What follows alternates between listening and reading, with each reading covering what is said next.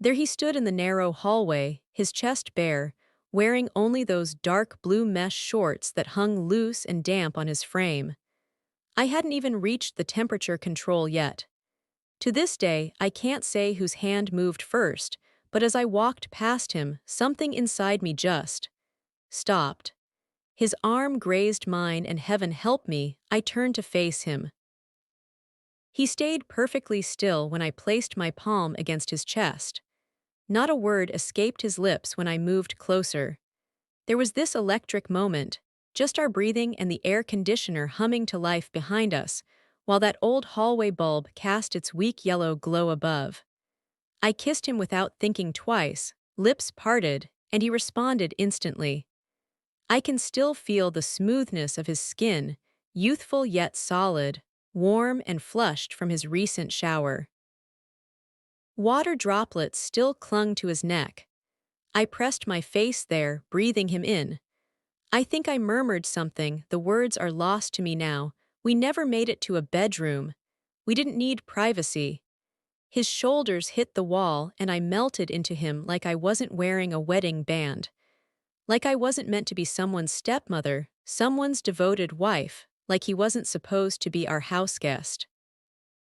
That flickering bulb above kept making its broken electrical sound, the same yellow light that always acts up when the cooling system starts. I don't understand why that detail stuck with me most. I believed I understood my limits until he crossed them. My name is Riina. I'm 41 years old.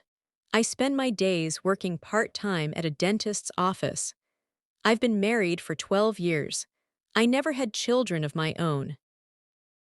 Just Miles, my husband's son from his previous relationship, who's 20 now and away at college.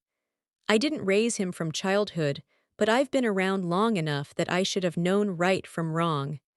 That evening, only 3 of us occupied the house. Miles, his friend Cal, and myself. My husband was traveling for business in Phoenix. The young men had returned from their community college baseball season and planned to stay through the weekend. Cal walked with a slight limp from some ankle injury. That's all I really knew about him. He was reserved, well-mannered, and wore cologne that lingered in our hallways. I had no intention of speaking with him. I had no plan at all. I simply came out wearing my bathrobe to fix the temperature settings. Our heating and cooling system acts strange when the air gets thick with moisture, and it had poured rain that afternoon. I was walking barefoot, no undergarments. The robe wasn't properly secured. He must have just stepped out of the upstairs guest shower. Still dripping wet, still radiating heat. His hair was completely disheveled. He made no attempt to cover himself. He looked directly into my eyes like my appearance didn't surprise him at all. Like this meeting wasn't by chance. I lingered there far too long. What would you have done if the one person you were meant to protect, simply by being the responsible adult present, was the same person your body suddenly craved without any warning? Because I realized the instant he stepped nearer, I wouldn't resist what was coming. I didn't even want to resist. We stayed silent throughout, until I pulled back, breathing hard, perspiration cooling quickly beneath the robe.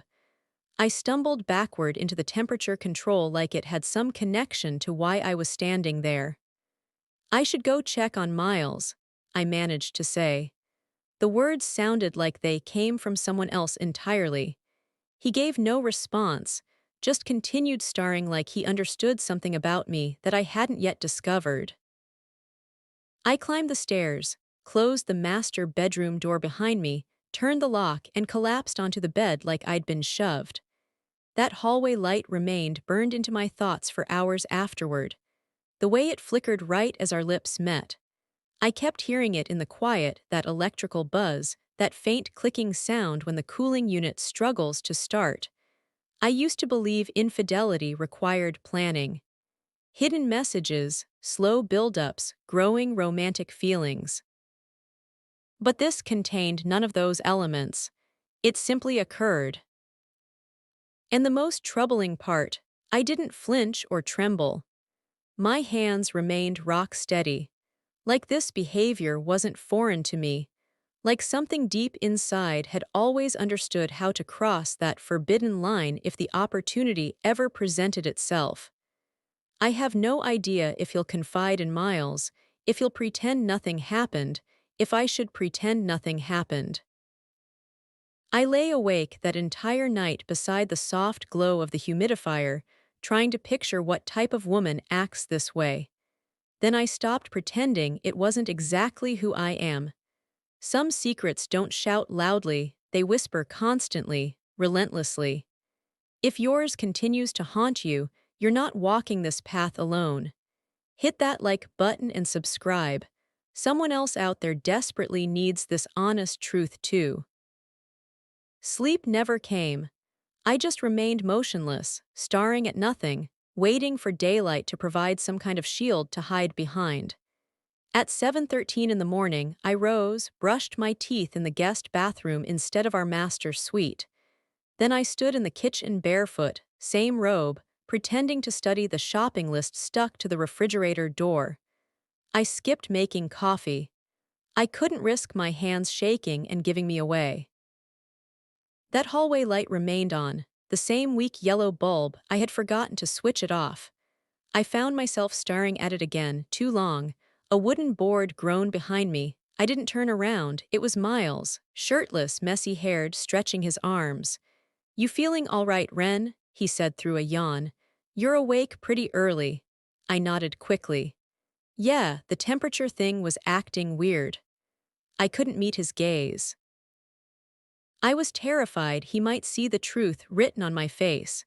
He poured cereal into a bowl, settled at the kitchen island, and started scrolling through his phone like it was just another ordinary Saturday morning. Like the woman standing beside him hadn't been kissing his friend against our wall just 6 hours before. Cal didn't appear right away. I dreaded the sound of his footsteps. I pictured his descent 100 different ways. That casual boy swaggered down the stairs, shirtless again perhaps, maybe different shorts, maybe identical ones. I couldn't decide which scenario would be more unbearable. When he finally came down at 8:02 in the morning, he wore a t-shirt. He avoided eye contact completely, just grabbed a protein bar from our pantry and said, "Morning," like absolutely nothing had changed. Miles chatted about some documentary he'd watched the night before. I nodded at appropriate moments. My body occupied the room, but my stomach felt like it was floating somewhere else entirely. I couldn't feel my arms properly. I couldn't remember if I'd tied my robe securely enough. I wiped down the counter twice in a row. Nothing was spilled there. I just needed something to occupy my restless hands. If I behave normally, does that erase what happened? That question repeated endlessly in my mind. I had only encountered Cal twice previously. The first time was during spring break when he joined us for dinner, lasagna and wine. Pleasant conversation. He had gentle eyes that seemed somewhat guarded. The kind of young man who appeared older when he wasn't smiling. The second time, he helped Miles transport some storage containers to our garage. I thanked him and offered iced tea to both boys. He claimed mine tasted better than his mother's recipe. I blushed like a complete fool. That was it. Nothing more. No lingering glances, no flirtation, nothing that could explain last night's events, which somehow makes it even worse because there's no narrative I can construct where it builds gradually, where it simmers over time, where it makes any logical sense. It was sudden and unexpected, and I offered zero resistance. The remainder of that day passed quietly. Miles left to meet friends somewhere. Cal stayed behind, claiming he had schoolwork to complete. I retreated to the laundry room, folding clothes that didn't require folding. I refolded the same towel 3 separate times, hung it back on the same hook where it always drooped at an odd angle. At some point, I glimpsed Cal walking past the laundry room doorway.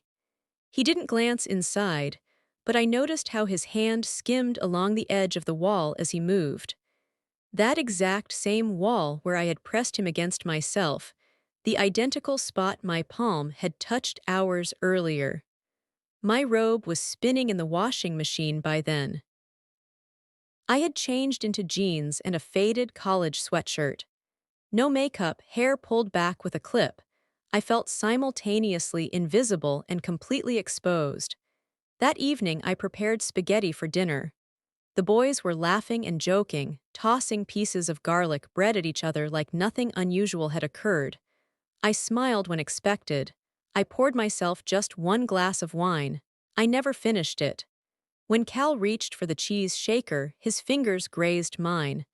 I jerked my hand away immediately. Miles remained oblivious. That night, I stared at the hallway light once more. I deliberately left it burning. I told myself it was to make the house feel lived in, like someone might come downstairs for a glass of water. But I suspect the real reason was much darker. I wanted that light illuminated so I could remember exactly what I had done. Or perhaps so I couldn't pretend I hadn't done it. Miles asked me to drive Cal to his physical therapy appointment. Said his car was having problems and he couldn't miss campus because of a group assignment deadline. It was a flimsy excuse, but I didn't argue. I simply nodded and grabbed the car keys. I convinced myself it was perfectly fine, that I was just being polite, that I could return to normal behavior.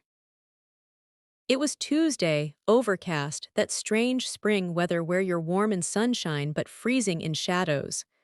I wore a light gray cardigan over a tank top with jeans. Nothing provocative whatsoever. No lipstick, just enough concealer to hide the exhaustion under my eyes. When Cal slid into the passenger seat, he smelled like fresh laundry. Not cologne or body spray, just that clean scent you get from sheets straight from the dryer. He barely spoke, just murmured thanks again and fastened his seatbelt. We pulled out of our driveway in complete silence. The radio stayed off. The engine made that gentle humming sound you only notice when nobody's filling the emptiness with conversation. 5 minutes into the drive, I realized my fingers were gripping the steering wheel like it was anchoring me to reality. He shifted position, bending one leg while the other foot tapped softly against the floor mat.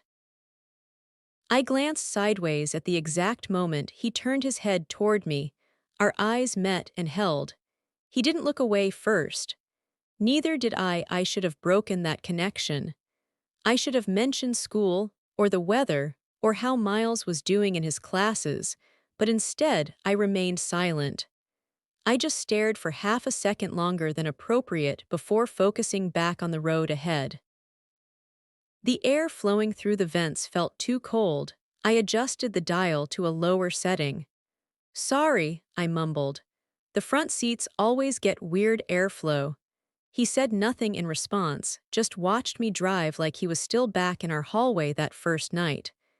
At the next red light, I sensed his knee shift again. It barely touched mine, but he didn't pull away, and neither did I. That single point of contact made my entire body tingle with electricity. It didn't feel romantic or sweet. It felt like being completely naked, like standing before a mirror without clothes and wondering if anyone else can see the broken parts of who you really are. We arrived at the clinic parking lot. It was crowded with cars. I dropped him at the entrance and said I'd circle around so he wouldn't have to wait in the rain afterward. He nodded his understanding. That should have been the end of our interaction. But when I returned to pick him up, he opened the passenger door and hesitated, one hand gripping the car roof, the other clutching the door frame. Water dripped from his jacket sleeve. He settled into the seat slowly, hair damp from the weather. "Did you have to wait long?" I asked. He shook his head. "No, I was watching for your car." The way he said those words, like they carried hidden meaning beyond just a ride home. I kept my eyes fixed on the road again, but something in my chest was fluttering like that cursed hallway light. I wasn't sure if you were going to look at me again, he said quietly. His voice was low and careful. My grip tightened around the steering wheel. I shouldn't have looked the first time, I said, but you didn't stop what happened. I know. Silence filled the space between us. We pulled into our driveway and sat there motionless. Engine still running, rain speckling the windshield. Neither of us made any move to get out. I reached toward the ignition key, but my hand froze halfway there. I'm not that kind of person, I whispered. Cal exhaled sharply through his nose, almost like laughter, but not quite. Maybe you are, you just never knew it before. Those words stung, not because they were cruel, but because they rang with truth. I turned to face him directly. Is this some kind of game to you? He shook his head firmly. No, but I think you wanted something to happen, even if it was just to feel desired again. That was the moment I should have ordered him out of the car, told him to leave, and never return to our house. But instead I said, don't talk like you understand me. He leaned slightly closer. I don't understand you, but I think you want me to try. His hand moved just barely in my direction. He didn't actually touch me, but the intention was clear enough. My breath caught in my throat. The cold air from the vent blew across us again. I turned off the engine completely, got out without another word. Just walked straight into the house, leaving the door unlocked behind me. He followed a minute later, not immediately, just long enough to make it seem casual. But I knew the invisible line had faded even more. And the most terrifying part was that I wasn't sure I wanted to redraw it anywhere. It happened again 2 days later. Miles was at the fitness center. He'd sent a text saying he might stay late to use the sauna afterward. I was folding towels in the laundry room, sitting on the bench with one leg tucked underneath me, listening to the dryer make its usual humming sound when the belt gets loose. I never bothered getting it repaired. Cal had been out in the garage, supposedly using the weight equipment. The metallic clanking had stopped about 20 minutes earlier. I didn't go check on him. When I heard his footsteps approaching down the hallway, something in my entire body went rigid. I could hear the wooden boards creaking under his weight. The rhythm was slow and deliberate, not casual at all. He didn't announce himself when he pushed open the laundry room door, just stood there with one hand still on the doorknob. The door clicked softly behind him, not completely closed, just not open either. I didn't turn around immediately. I kept folding a towel that was already perfectly folded. I have no idea what I thought I was accomplishing. I felt him move closer behind me, near enough to feel his presence but not actually touching. You left the light on again, he said quietly. It took me a moment to realize he meant the hallway light, that yellow one. I know, I replied. You always do. I finally turned around. The pile of towels shifted slightly in my lap. He was damp with perspiration again, his forearms glistening like he'd wiped sweat away with his shirt. His hair stuck slightly to his forehead.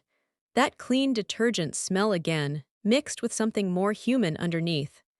I felt it hit my chest like heat, then drop straight down through my body. I stared at him far too long. He reached out and touched the edge of my sleeve, just enough contact to feel the fabric. His fingers remained there. I keep thinking about that night, he said softly. My mouth felt completely dry. I swallowed hard and said nothing in response. I don't think you're actually sorry it happened. I am sorry. Then why didn't you stop me just now? My eyes dropped to where his hand still hovered near my arm. He wasn't touching skin directly, just fabric, just enough contact to make everything worse. I don't know how to undo what we did, I said weakly. He stepped forward. My knees bumped against the edge of the bench. I don't think you want to undo it. When his hand slipped under the hem of my shirt, all the air left my lungs at once. I didn't resist. I let his hands pull me upward, let my back press against the washing machine, let the pile of towels drop to the floor. They made a soft thudding sound that somehow seemed too loud in the small space. The dryer door felt warm against the backs of my legs. He kissed me with complete intensity, desperate and urgent, not gentle this time. My hands went straight to his hair without conscious thought. His skin was hot and damp, like he'd just come in from bright sunlight. I felt the machine vibrating behind me, the steady rhythm of the wash cycle pulsing into my spine. It mixed with the rhythm of his breathing, the pressure of his hands on my body. We didn't speak at all during, not until it was over.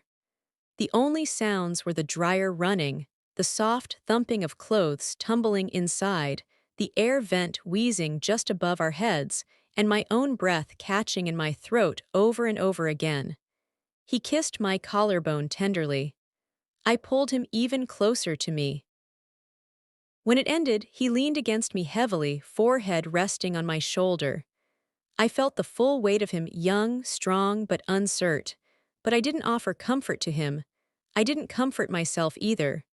My shirt was wrinkled and twisted, my jeans half unzipped. I fixed nothing at all. I should probably go, he whispered against my skin. I nodded, still staring at the back wall of the room. When he left, the door didn't latch properly. It stayed partially open, with that hallway light still pouring through the gap. I bent down and gathered up the towels, folding them all over again. Not to clean up, just to pretend my hands had been doing something innocent and normal. Later, I sat on the kitchen floor with my back against the refrigerator, holding a cold can of ginger ale that I never opened. My hands were finally shaking now. The house felt too quiet around me. The only sound I could hear was that hallway light buzzing like a reminder or a warning that I had completely ignored. The ginger ale can was still sitting on the kitchen floor when morning came. I stepped over it twice before finally bending down to throw it in the trash. My back cracked when I straightened up. I hadn't slept properly. I hadn't slept at all, really. Miles had already gone early for some group project meeting. His note was still on the counter, written in blue pen on the back of a Chinese takeout receipt. Back before lunch. Cal might still be here. Love you, M. I read it 3 times in a row. That little heart at the end burned worse than anything Cal had ever said to me. I opened the refrigerator door and stared inside like I planned to cook something. I didn't. Cal wandered into the kitchen around 9 o'clock. Not hurried, not cautious, just there. He poured himself some orange juice and leaned against the kitchen island, shirtless once again. I actually flinched at the sight. "You feeling okay?" he asked calmly. I nodded quickly. "Why wouldn't I be?" He shrugged, eyes scanning over me, not in a sexual way, just curious, like he wanted to see if I was going to completely fall apart. "I didn't sleep last night," I admitted. He took a sip of juice. "Me neither." I sat down on one of the stools, fingers rubbing at an imaginary spot on the countertop, like there was something sticky there. There wasn't anything. "Are you going to pretend this never happened?" I asked quietly. "No," he said calmly. "Are you?" "I don't know what I'm supposed to do." He didn't answer immediately, then said quietly, "Neither do I." The silence that followed felt heavier than anything else we'd shared. I kept hearing the soft electrical buzz of that hallway bulb, even from the kitchen. That cursed light that never shuts off unless you manually flip the switch. Nobody ever does that. Later that same day, I found myself back in the laundry room again. Not because I had work to do there, just because I didn't know where else to go in the house. I sat on the bench and stared at the washing machine lid. My palms pressed flat against the warm metal surface, remembering exactly how it had felt against my back. I hated myself for remembering those details. That evening, we all ate dinner like nothing was wrong between us. Chicken with green beans, Miles did most of the talking as usual. Cal joked around with him, laughed too easily at everything. I couldn't keep up with their conversation. I kept checking whether my shirt was buttoned too high or not high enough. Afterward, I discovered Cal standing in the hallway with his arms crossed, just staring up at that flickering light. "I hate that thing," he said. "It's too loud and annoying." "You could turn it off," I suggested. He looked over at me meaningfully. "You never do." That was all he said. He walked away after that, back toward the guest room. I stood there for a full minute before reaching toward the light switch, but I didn't actually touch it. That night, I went to bed earlier than usual. Miles stayed in the living room watching some movie. I closed the bedroom door, changed into pajama pants and an old sweatshirt, and sat on the edge of our bed with the lamp turned on. I kept seeing Cal's eyes in my mind, not the way they looked during our encounters, but afterward. He hadn't seemed ashamed or guilty, just still and waiting, like he was curious to see what kind of person I'd become now, like he already knew the answer. I curled up under the blanket but didn't turn the lamp off. I lay there blinking into the soft yellow glow, trying to remember who I used to be 2 weeks ago. Before the thermostat incident, before the bathrobe, before I kissed a young man I had no right to desire. I heard the guest room door creak open sometime after midnight. Then came the sound of someone filling a glass in the kitchen, the refrigerator opening and closing, the water filter clicking back into place. I didn't move from bed. I didn't go investigate, but I listened carefully to every sound. And the most troubling part is that I don't know if I want this to stop happening or if I just want to stop hating myself for not wanting it to stop. We were eating dinner again the next evening. Miles was talking about some summer internship opportunity in Colorado. I wasn't really paying attention to his words. My focus kept drifting to the space between Cal's chair and the hallway entrance. How the light from that hallway spilled across the edge of the dining room floor, pale yellow, and flickering slightly. I had walked past that light every single day for years, but it had never felt like it was watching me before tonight. Cal didn't contribute much to the conversation. He kept cutting his food into very small pieces and barely touched any of it. At one point, he glanced up and caught me staring at him. I looked away immediately. Miles didn't notice anything unusual. He was busy with his phone, showing me pictures of some cabin rental. I nodded appropriately. I don't even remember what I said in response, just that my mouth moved and words came out. I dropped my fork halfway through the meal. It hit the plate with a loud, sharp clang. I flinched much harder than the situation warranted. "You okay, Ren?" Miles asked with concern. I forced out a laugh. "Yeah, just slippery fingers." But my hands were completely dry, not slippery at all. After dinner ended, Miles announced he was heading out. Said he was crashing at a friend's place for movie night.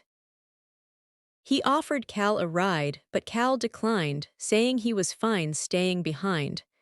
Claimed he had work to finish on his laptop computer. Miles didn't question the explanation. I should have said something then. I should have told Cal to go with him, but I just stood in the doorway and waved goodbye. When the front door closed behind Miles, the silence returned like a physical blow. I walked into the kitchen and turned off the stove light, immediately hearing that hallway buzzing again. Cal was still sitting at the dining table in the same chair. He hadn't moved at all. "I think we should stop doing this," I said firmly. He nodded slowly. "Okay," but neither of us actually moved from where we stood. "I don't know who I am right now," I said quietly. He looked up at me. "I think you do know, you just don't want to admit it to yourself." That hurt more than anything physical he'd ever done to me. "I'm not proud of this," I whispered. "I'm not asking you to be proud," he replied. I turned away from him, grabbed a dish towel, and wiped down a counter that was already perfectly clean. My hands were shaking visibly. I feel like I stepped outside of myself and never came back in. He didn't respond to that. When I turned back around, he was already gone, walking down the hall, following the same path, stepping on the same floorboards, pausing at the same angle where we'd first touched. He didn't look back at me, but then something completely different happened. Miles came home early that night. I heard his key in the front door lock, followed by the unmistakable thud of his backpack hitting the floor. I froze in place. He walked into the kitchen with a smile, earbuds in his ears, phone in his hand. "Movie got canceled," he announced. "Figured I'd just come back home." He paused and looked around the room. "Where's Cal? Upstairs." "Yes," I said much too quickly. He nodded, but his eyebrows furrowed slightly with confusion. Then his gaze moved to the dining table, to the plate Cal had barely touched, to the guest towel hanging over the chair back, to the way my sweatshirt sleeves were pushed up just enough to reveal the finger-shaped bruises on my forearm. He didn't say anything out loud, but his eyes lingered there. For just a second, but too long. That's when I knew with absolute certainty I didn't have to be caught in the act. I already was caught. He didn't ask any questions. I didn't offer any explanations. We talked about grocery shopping instead. I asked if he was hungry for anything. He said no. The entire house felt like it was pulsing with unspoken tension. That night, sleep was impossible once again. The light in the hallway remained on as always. The guest room door was closed tight. Miles lay beside me in our bed, back turned toward me, breathing steadily like he was asleep, or pretending to be. I stared at the ceiling until my eyes blurred from strain. My thoughts kept circling around the same images. Cal's hand brushing against mine in the car, the steady hiss of the dryer running, the soft thunk of towels hitting the laundry room floor, but mostly that yellow hallway light still on, still making its electrical buzzing sound. I could get up right now, walk over there, turn it off, and pretend like I never deliberately left it burning in the first place. But I didn't move. I just lay there completely still, eyes wide open, waiting for morning to arrive and give me something to hide behind.